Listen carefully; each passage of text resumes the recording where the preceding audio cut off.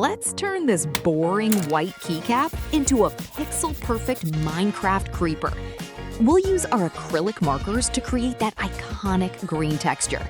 Welcome to Juzart Studio. Let's make it satisfying.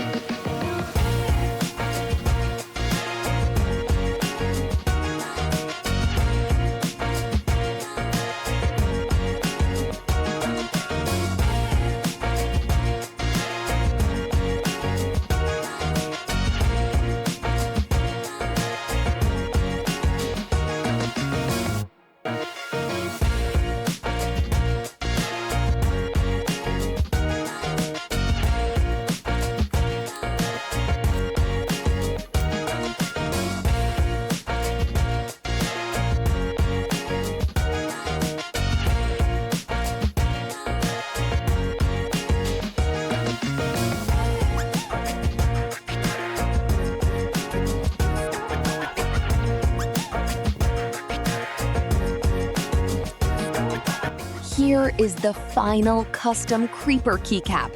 That signature green looks amazing on any keyboard. If you loved this satisfying process, hit subscribe to Juzart Studio and comment what I should paint next.